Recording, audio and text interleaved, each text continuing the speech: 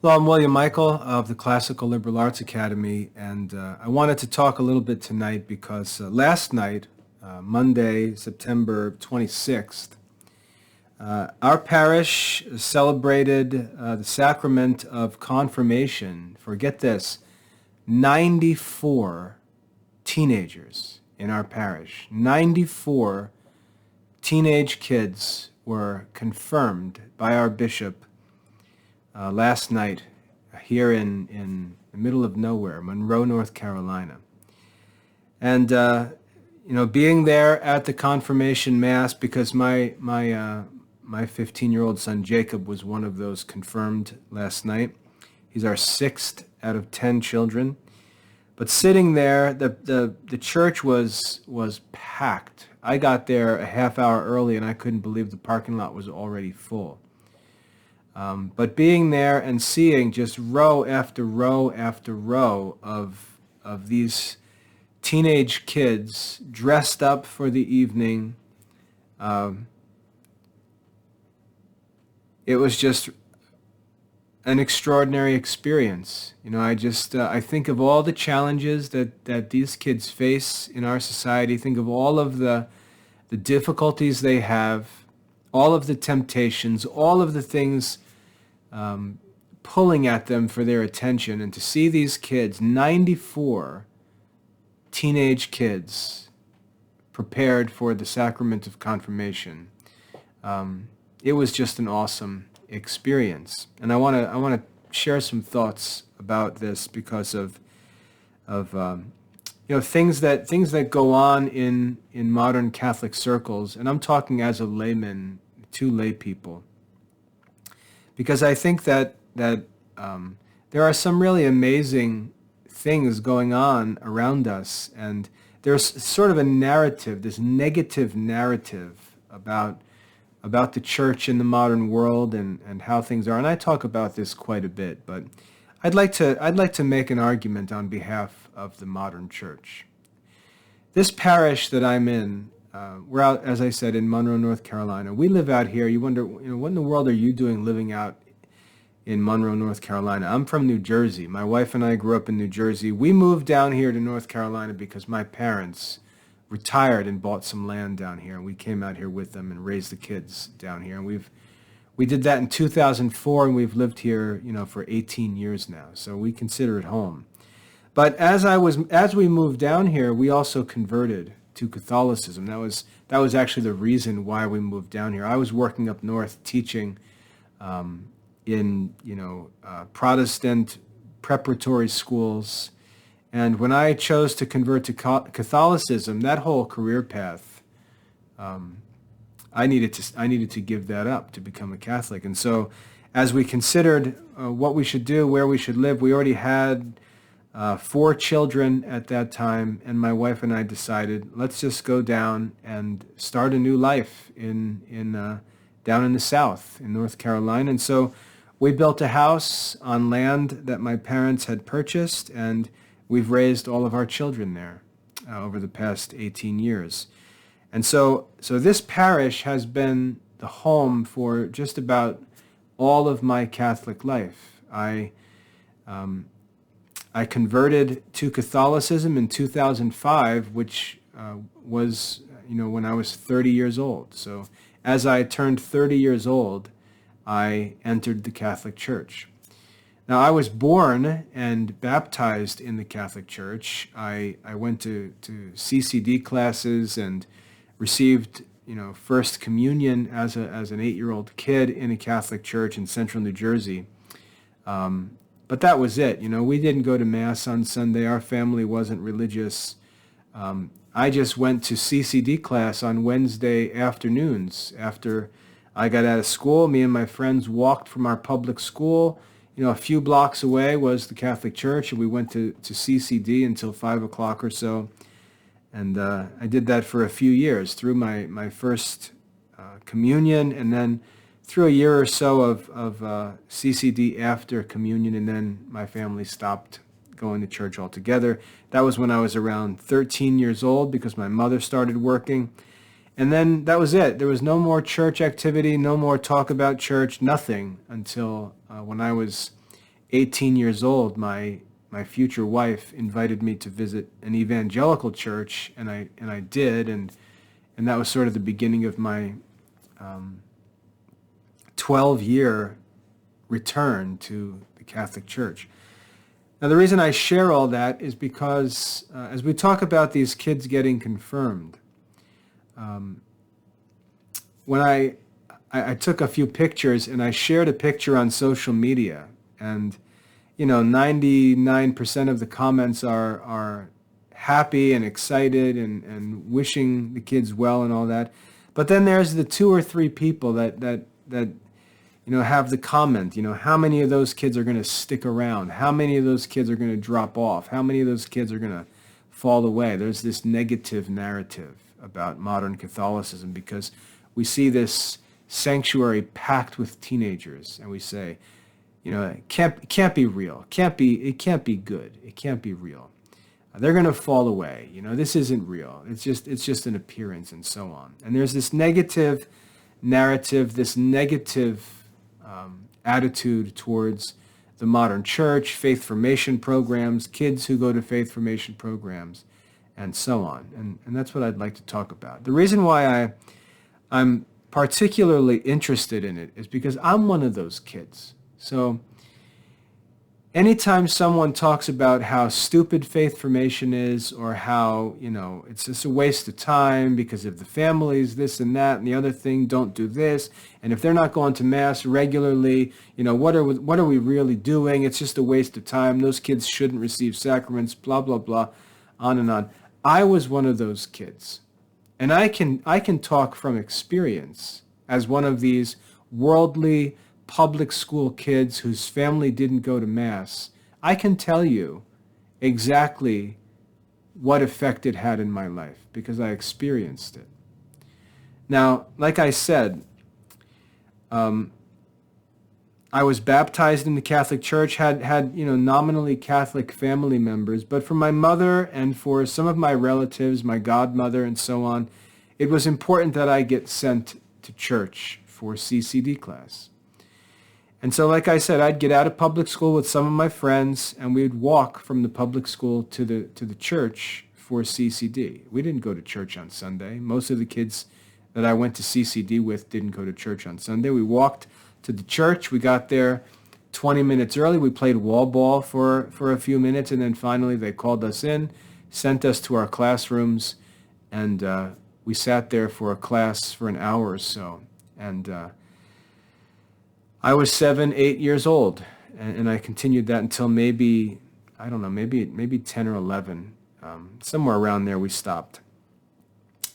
But there are things I remember. There are things to this day that I remember about going to CCD. I remember the kids that I went there with. I remember playing at the church. I remember becoming familiar with the church. If I didn't go to CCD, I wouldn't even know what the Catholic Church is. Like when you drive around town, you see buildings that you don't even know what those buildings are. If I drive past, let's say, a Jehovah's Witness building, I have no idea what that even is. Never looked inside of one. Really don't even know anyone who goes to a place like that. I have no idea what it even is. CCD let me inside the church. I got to see what's inside the church building. I got to be inside the church sanctuary. I got to be inside a Catholic school, which my family couldn't afford. I was a public school kid. I got to meet nuns. I got to meet priests. I got to meet people who were Catholics, and sometimes, surprisingly, I got to meet my friends' parents who were faith formation teachers, and I never knew that. They were at my baseball games and things like that. I knew them from sporting events, and then to see them in a classroom teaching religion to me was pretty impressive. One of my neighbors, when I was a kid growing up, kid I played on the street with, his dad became a deacon, and I remember as an 8 or 9-year-old kid wondering, what in the world is a deacon?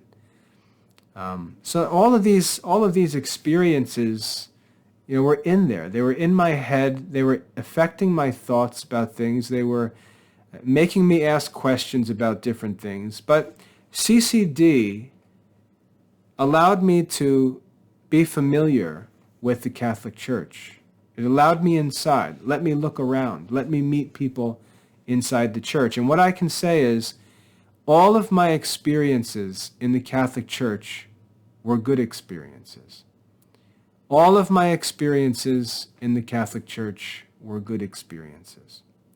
And I remember all kinds of weird things. For example, it was a Catholic school, but all the Catholic school kids had gone. They'd gone home by the time the CCD kids showed up. And I remember walking into the school building, because it was a school building, and it was silent. I came from a busy public school and then went to CCD, and walking around inside the school, the Catholic school, was silent, and it was very different from my public school. And I remember, the building was older. The building was the different style. The construction was different. The bathrooms were different. Everything was different. The gymnasium had a rubber floor, which I thought was weird. The Catholic Church had a rubber basketball court. That's the kind of stuff that stuck in my head. The bathrooms echoed. I remember walking in the bathroom and thinking it was so cool because it was just all concrete and metal, and you talk in the bathroom and it would echo, and they had these fancy hand-washing sinks where you stepped on a lever and the water went on. It was just weird. The Catholic Church was different from the public school. It was different, and that's really how I felt. I felt like this place is different. Then, as I said, I met nuns. They were different. There were no nuns in my school. The nuns were different. They had head coverings on. Some of them had habits on. There were 3 or 4 of them that were involved in the CCD program. One was sort of the director of that program. And then there was a big old heavy nun, a big old lady that just scared the death out of all of us. I remember seeing that lady. I forget what her name was, but she was this big, huge old lady, and I think she was my 5th grade CCD teacher, and she scared us to death. But those were the experiences that I had. I remember the priest being a friendly man. I remember him coming to visit our class and just being happy and friendly and, patting us on the head and welcoming us all into the church for our CCD classes. And then going through those classes, I can still remember some of our workbooks that we used. I remember learning how to make the sign of the cross. I remember memorizing the Lord's Prayer and the Hail Mary. And I remember being prepared for First Communion and making my first confession. I still remember what the confessional looked like. I still remember what it felt like. I can still remember making my first confession, even though I was only 7 or 8 years old when I did it. I can still remember it. I remember where the room was in the church, what it was like going in there. I can remember it like it was yesterday. I can remember coming out and going and kneeling down in a pew and praying my prayers that the priest told me to pray as my penance. I can remember that 40 years later as clear as yesterday. I can remember making my first communion. I can remember being taught how to fold my hands, how to cross my thumbs and keep my hands together in front of me. We were taught that. I remember the teachers teaching us how to fold our hands. I remember the teachers teaching us at that time how to receive the Eucharist, and they taught us to receive it in our hands, which I know some people will fuss about, but we were public school kids being taught how to receive the Eucharist. Like, think about that for a minute. We were being evangelized by the Catholic Church that was welcoming us in and teaching us how to receive the Eucharist. I can remember the instructions. I can remember them clearly. I remember they told us to put your left hand on top of your right hand to receive the host into your left hand, and then to take one step to the left. Use your right hand to take the host and put it into your mouth, then fold your hands and walk back to your seat. I can remember the instruction crystal clear that I received when I was just 8 years old. And I remember receiving communion for the first time. I remember the feeling of having the Eucharist placed into my hand and then putting it into my mouth. I can remember what it tasted like. I remember what it felt like. I can remember that like it was yesterday. And then I remember afterwards, we were given a little black folding missal and a rosary as a gift. I can still remember holding them in my hands with my little gray suit on that I wore for my first communion. I remember my great-grandmother coming to take pictures after the communion mass. I can remember where we stood and who was there. I can remember it as clearly as yesterday.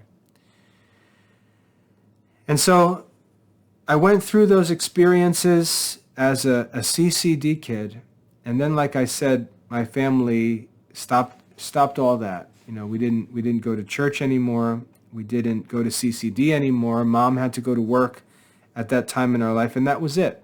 And my attention just turned into my public school life, and I really didn't think about the church again until many years later.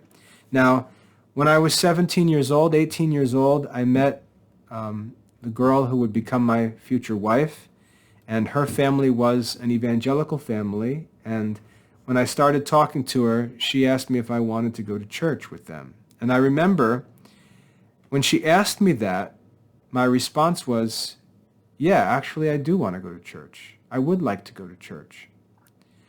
And I can tell a few other stories too. Let me share one more before I get into that. I can remember one year when I was probably 10 or 11 years old.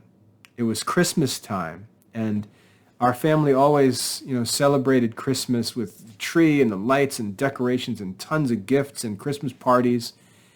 And there was one year I remember we used to take the manger out, put it under the tree. And again, our family wasn't going to church or anything like that, but we would still keep the manger and keep, part of the Christian Christmas. And I remember one year putting the manger under the Christmas tree and sitting in front of the tree, just all by myself. No one told me to do this. No one taught me this or anything like that. But I remember sitting in front of the tree and looking at the manger and being inspired to pray the Lord's Prayer, which I learned in CCD. And it was just this one random event where at Christmas time, I was sitting in front of the manger in my house, in my non-Catholic house, with my little Catholic manger under the Christmas tree, and I prayed the Lord's Prayer that I learned in CCD class. And I did it because I was happy to think religious thoughts. I was happy to pray. I never had a bad experience with Christianity as a little kid. So anyway, fast forward a bunch of years later, and I meet the girl who would be my wife, and she asked me if I'd like to go to church, and I say, yeah, actually, no one would think that I would be interested. I was the class clown in high school, just a goofball, played sports, foul-mouthed Central Jersey kid.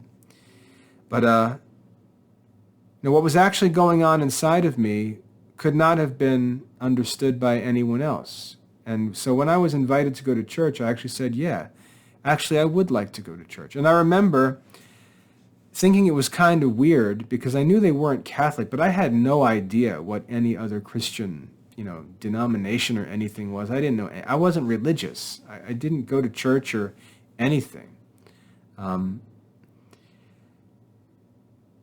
I remember asking my mother, who I sort of thought of as a Catholic because of how we were when we were younger, and I said, "Is it okay if I go to another church because I want to?" And it just sort of came out of nowhere that I was interested in going to church. And so I agreed to go, and I went with my girlfriend, Dania, my future wife. And I remember going there, and it was a Calvary Chapel church in a warehouse building that was converted into a worship center.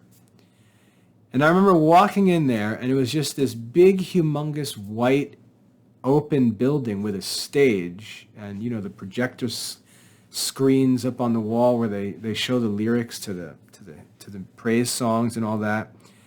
And I remember going in there and just sitting there in this bright, white, noisy, concert room, I guess I could call it. But, hundreds of people were there. And I just remember thinking, like, this isn't church. This is not church. And I could think back. I thought back as I was there. I thought back, and I could picture again. I could picture the sanctuary from the church where I went to CCD. I can remember all the details. I mean, all the details. I can remember what it looked like when you went inside. I can remember the holy water dispensers that were there. I remember the pews and how the pews looked. I remember the stained glass windows up high on the sides of the wall in the sanctuary. I remember how the steps go up to where the altar was, and they had the two podium on the up there on the quote unquote stage. You know, I didn't know what anything was called. And then there was a wall behind the altar with an opening, and back there was some stuff back there, sort of a mystery of what went on back there. And there were candles on the left-hand side, and there were statues of Mary and Joseph. I can remember all of those details. And as I sat there in that Calvary Chapel Worship Center, while I was happy to do something religious, and what I did enjoy was that they taught through the Bible. So we just started reading the Bible. And Dania, again, she actually bought me a Bible, and I just started studying the Bible all the time. And there were bits and pieces that I could remember from my Catholic experience, like the Beatitudes in the Gospel of Matthew, and I would remember things, and there were some things that were familiar, but I just started reading the scriptures. But I knew that this is not church, and yet that was the beginning of my return. And so time went on, and I went to college and got into studies, and then got serious into Christian studies, and I started learning history. So I started learning about the history of the church and things like that, and I got interested in the Puritans and the Reformers, and started reading John Calvin and Jonathan Edwards and these different Protestant authors. And so I moved from Calvary Chapel to more of a Reformed Baptist church membership. And the pastors and people in the church started to talk to me that I should be a pastor, that I should go to seminary, that I should be a teacher, and all these kinds of things. And so I was thinking about that. And then I was interested in the hymns and the music, and I loved the more reverent churches. I loved the Reformed Baptist Church, like I said. Still, one of the best experiences of my life was being a member of a Reformed Baptist church in New Jersey.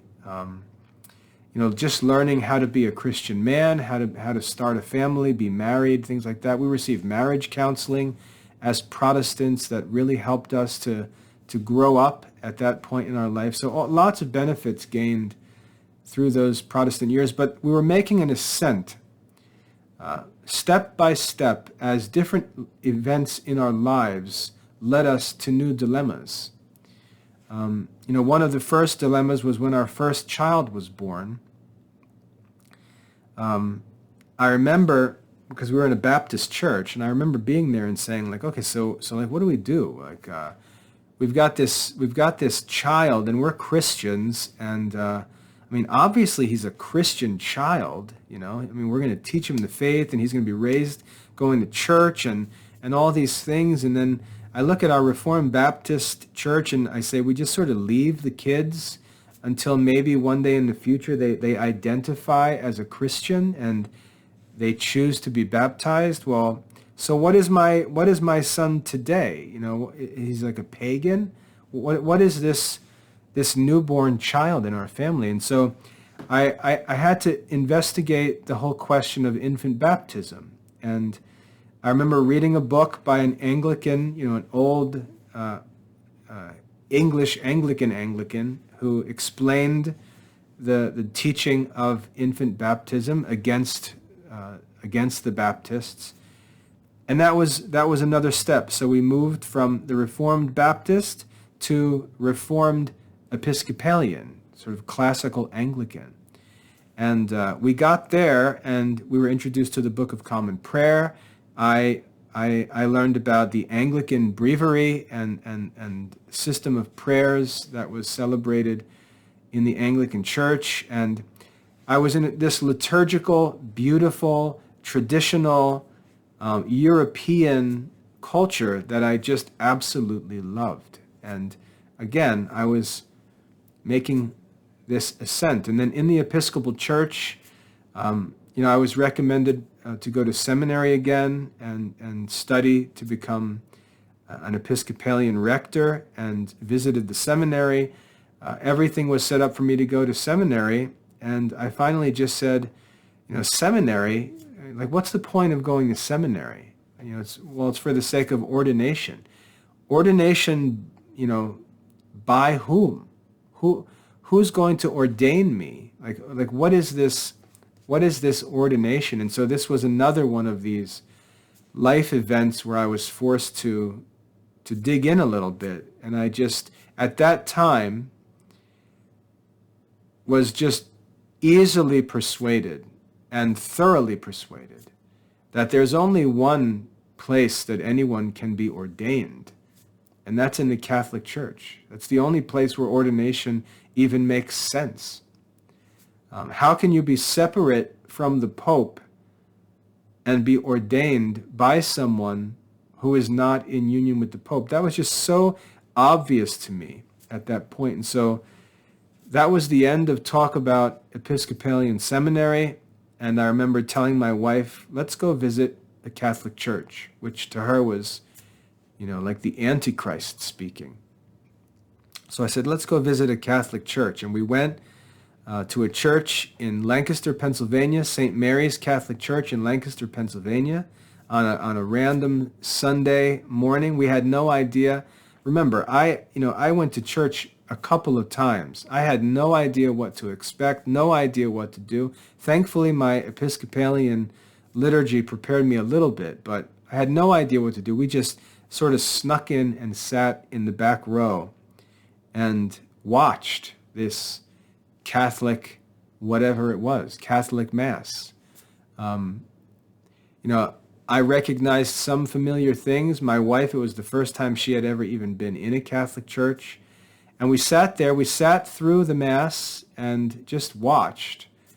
And when it was over, we noticed the people were very friendly. That was great. People were friendly. Again, I never had anything but good experiences whenever I was around the Catholic Church. We had a great time. The Mass ended, and I remember looking over at my wife and just asking, so, what do you think? And my wife was actually crying because she was so moved by the whole thing, because she knew what she had been taught about Catholicism as an evangelical growing up. And she had the sort of eye-opening opportunity to see that was all just a bunch of baloney, that it was nothing like what she was told it was like. It was beautiful. And so that day, that was our conversion moment when we decided that we were going to enter the Catholic Church. Now, once I decided that, I was, again, working in a Protestant a preparatory school, a private school, and when I told them, and I had a pretty significant role in that school, when I told them that I was going to be converting to Catholicism, they tried for a few weeks to persuade me not to do so. But then when they realized I was resolved and I was going to do it, I was thoroughly persuaded and committed to converting to Catholicism. They told me I couldn't work there anymore. And so it was at that time my parents had just retired and moved down south. All the stars aligned, and I got in my car and drove down to North Carolina and said, let me go see if I can find a job. And I had an interview at a prep school in Charlotte, went in for the interview, came out of the school building, my cell phone rang, and they offered me the job while I was still in the parking lot. And so that was it. Everything was provided for us to move down south. I already had a job lined up. We came down, we built a house, and then we went 1 week to the Episcopalian church down here, and we met an Episcopalian rector who himself was sort of wrestling with Catholicism. We talked about that it had to be 2 hours after the Sunday service. He was also a classicist, a retired classicist. We had a great conversation with a local Episcopalian minister. But then we decided to go and visit the Catholic Church, scheduled a meeting to talk with the priest, and that was 2005. And that was when we were received into the Catholic Church. My wife was confirmed.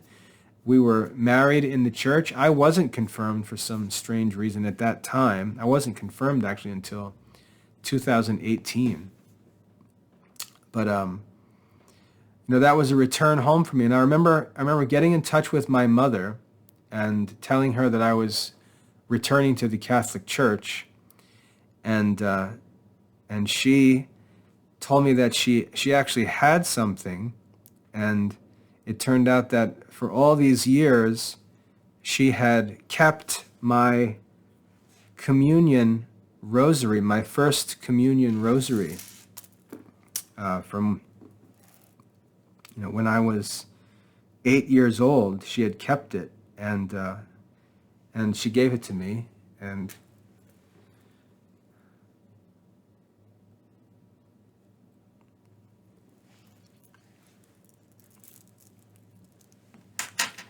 it's still just a pretty awesome thing to think about.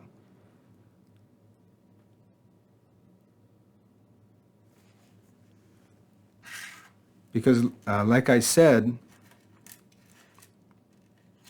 that rosary was given to me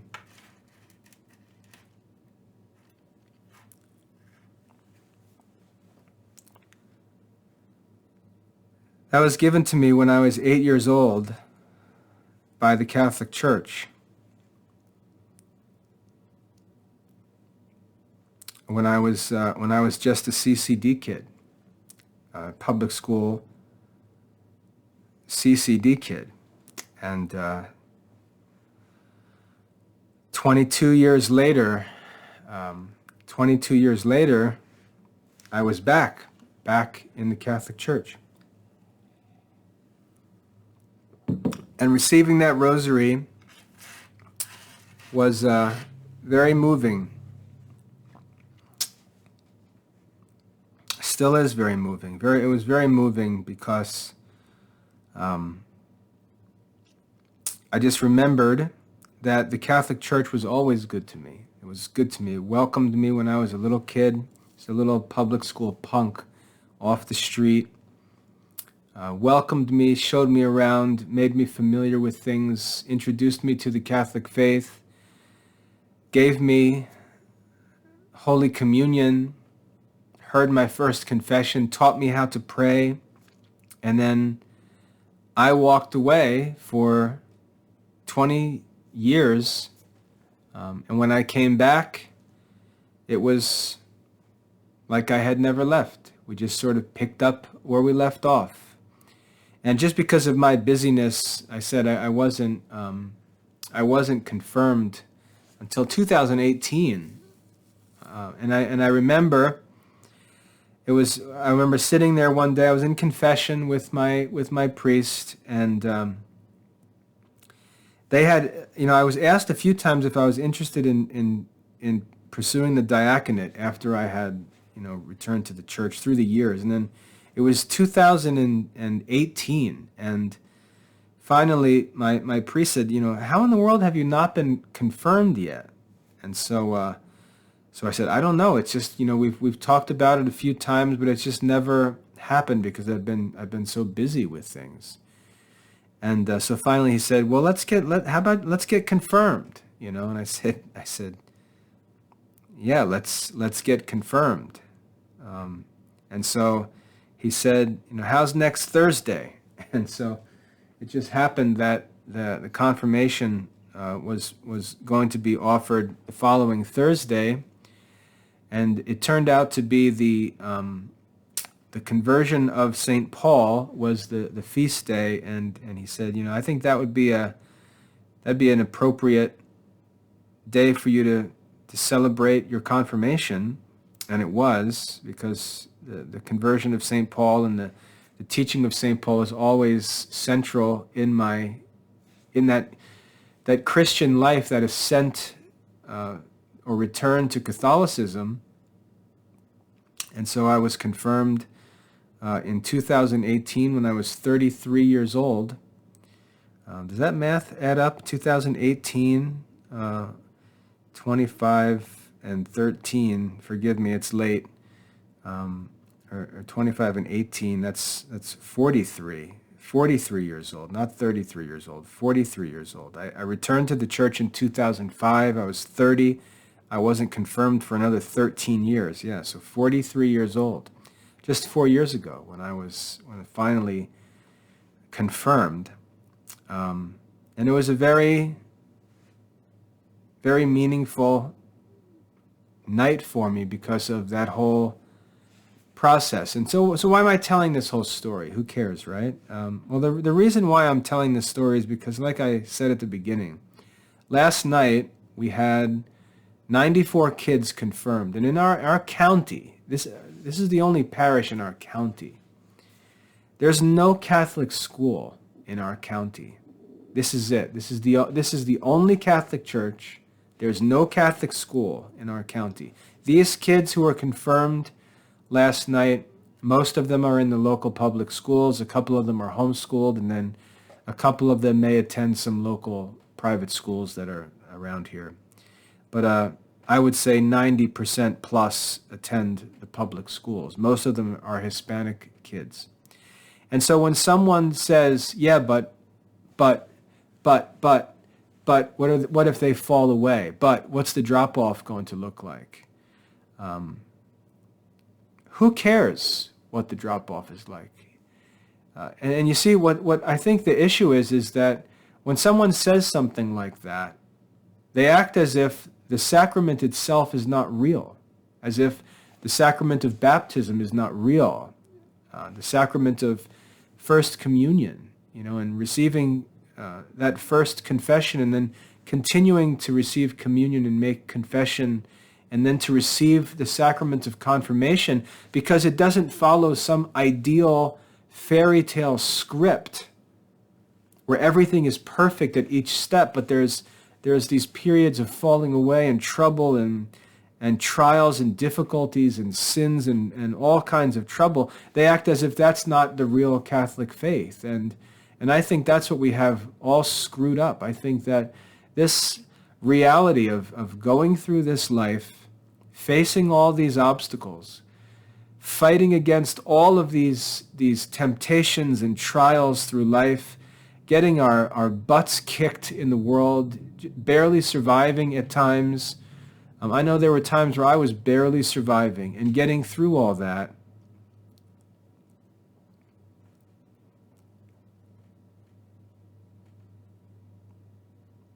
And then being able to celebrate these successes after all of those things have been gone through. To me, that makes Catholicism appear even more awesome than the boring fairy tale script would make it to appear. If you want to talk about the power of the sacraments, I think that you need to talk to people who received those sacraments and then wandered off into the world and always had those sacraments at work within them in a way that maybe you're not aware actually goes on inside of these people. But you never forget those days. You never forget those ceremonies. You never forget the sacraments. They stay with you.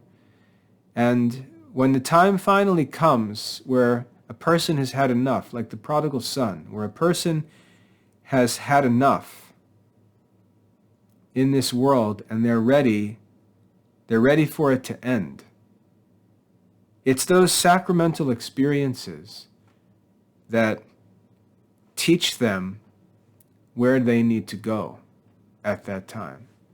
It's those sacramental experiences that remain in their memories, in their experiences. It's the good experiences that they had in the Catholic Church, the friendly priests, the friendly deacons, the friendly nuns that they met, the friendly faith formation teachers that they met.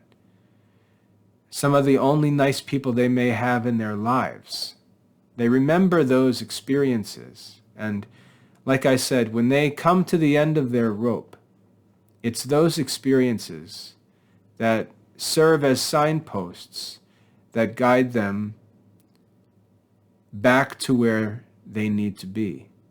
And so the people who sit around and, scoff at these sacramental ceremonies, complaining that the kids who don't come from Catholic families or who don't go to Catholic Mass on Sunday and who disappear after confirmation, they're just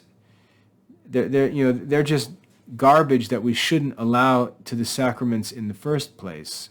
They really have no idea what they're talking about, because the sacraments are real. Those sacramental celebrations are real.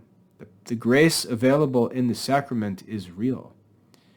And if you think about, I can't talk about every parish, but in our parish, there's no way that a kid can be confirmed who doesn't want to be confirmed. There's so much for these kids to do. They've got to do memory work. They've got to study lessons. They've got to go to faith formation classes. They've got to stay out of trouble.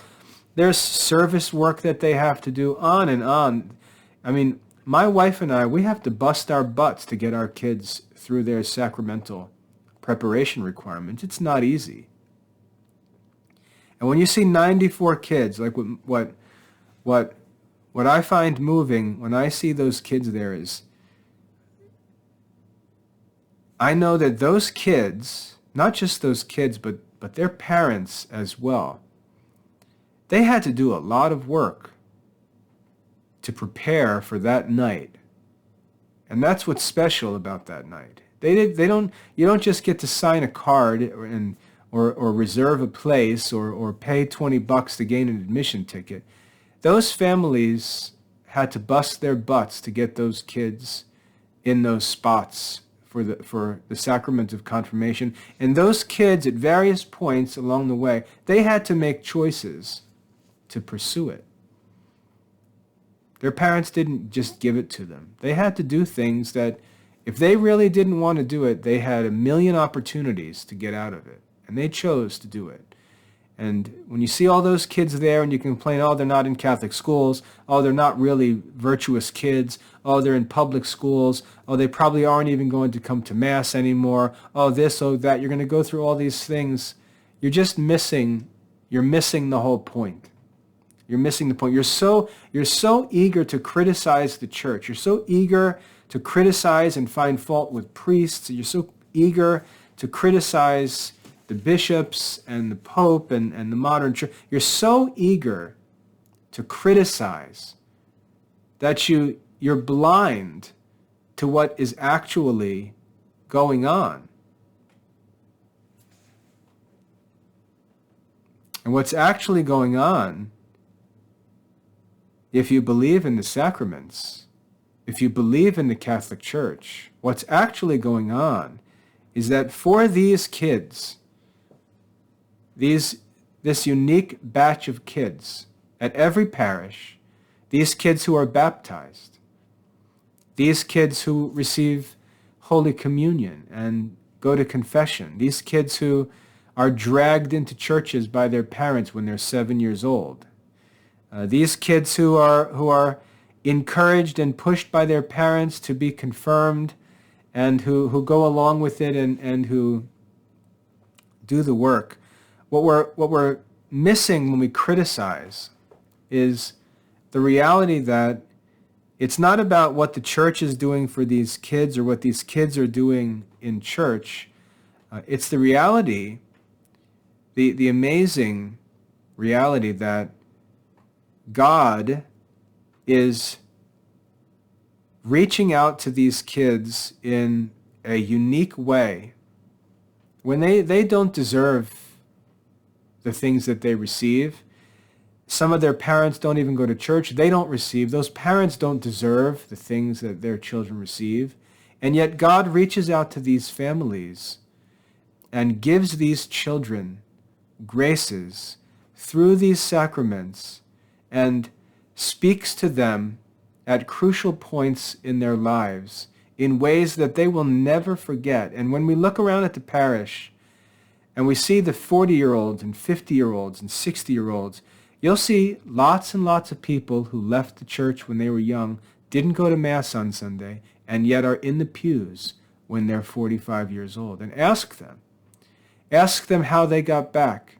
And I guarantee you that they'll tell you that their memories of their sacramental experiences brought them back to the Catholic Church. And so before you criticize these kids receiving the sacraments, before you criticize these faith formation programs and faith formation teachers and all these priests and deacons who are working and all these parents, trying to get their kids through the requirements for First Communion or confession or baptism or confirmation, don't look at the human side of things, but think about the divine side of things. Think about the fact that for some reason, in his own wisdom, God is choosing to reach out and reveal himself uniquely to these kids in ways that are going to have lasting, influential effects in their lives. And it doesn't matter what they do the next week or the next month or the next year. It doesn't matter. We all have to face different circumstances. We all have different family circumstances, different socioeconomic circumstances. All kinds of hell breaks loose in our lives at different times. But what you'll see is that those kids do come back. Many of them come back. I don't know. Maybe all of them come back. I don't know. But many of them come back. And that's why I always say when I hear people criticizing the faith formation programs and all these kids receiving sacraments, I always can very easily present a refutation of their arguments because I was one of those kids. I was a public school CCD kid that showed up to play wall ball on Wednesday afternoon. And there may have been 1,000 people in that parish who didn't think I deserved to receive communion with their good little Catholic kid. But 30 years later, 40 years later, I'm a lay Dominican now. I teach classical liberal arts as a Catholic teacher. I've got thousands of students, Catholic students all over the world. I'm a Roman Catholic. And I can tell you that I'm a Catholic because of the memories that I had at crucial points in my life that came from those sacramental experiences when I was a kid. So if you're one of those people that scoffs at these sacramental ceremonies and, suspects that none of these kids are going to stick around, which is just a pretty gross mindset to walk around with, don't you think? If you're one of those people, you're just wrong. The kids do come back. The kids do stick. They might have long, winding, ugly roads that leave them in the pig pen at some point, but those memories are real and they never fade. And the graces that we receive, the gifts we receive, the kindnesses, maybe you don't think those things are significant because you're just a spoiled churchgoer who just sits around finding fault with things. But for the kids who have nothing else, those friendly greetings, the smiles from priests, the experiences that they have in the church buildings, where they don't pay a penny to be in there, and they're received and welcomed, those experiences have very significant effects in kids' lives. And it would be a lot better for you to try to get involved and help provide those experiences rather than stand around miserably criticizing the kind works that other people are doing, because you're just wrong if you criticize the faith formation programs in the modern church.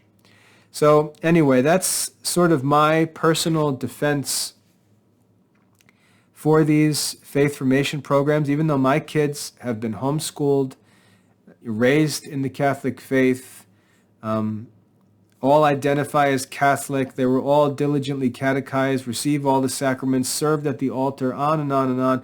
They have all the experience. I didn't have that experience. I was one of those faith formation kids, and the influence of those experiences, I can't talk about, oh, it was grace, or how can I prove that anything was grace? But what I can say is that the memories are very significant, and when I reached the end of my rope, I knew where I wanted to go. I knew where I needed to go, and I knew that when I went there, I would be received. And when I had to make that decision to go back, I knew that I was going to have to lose jobs. I was going to have to move my family. All these sacrifices I knew that I was going to have to make. One thing that I knew I was not going to have to deal with was any difficulty returning to the Catholic Church, because I already knew how welcoming and generous the Catholic Church was, because I had experienced it as a kid. So, praise God for all of these confirmations last night, for the bishop coming out from Charlotte to our parish on a Monday night, out, like I say, in the middle of nowhere, Monroe, North Carolina. It was a beautiful experience and moving, because as I look at these kids, I remember myself, even though I wasn't one of the kids that was confirmed when I was younger, I still remember being one of these faith formation kids who's sort of an outsider, doesn't get the Catholic education, doesn't have the beautiful Catholic culture, and yet receives the sacraments. So some churches I know, debate as to whether or not they should do these kinds of things or be stricter or all that, but as for me, I can testify that those experiences are very influential in the lives of kids who don't have much else, and we can only pray for these kids that God would continue to give them grace and bless them as they go through these difficult years, because they face a challenge that I think is 100 times more difficult than I faced when I was their age. And the best thing we can do is try to help and pray for them, because they have a hard road ahead. And if they make it through and we see them overcome these things, it'll just be more evidence that God is indeed with these kids and is indeed with them in these sacraments and sticks with them through thick and thin. God bless.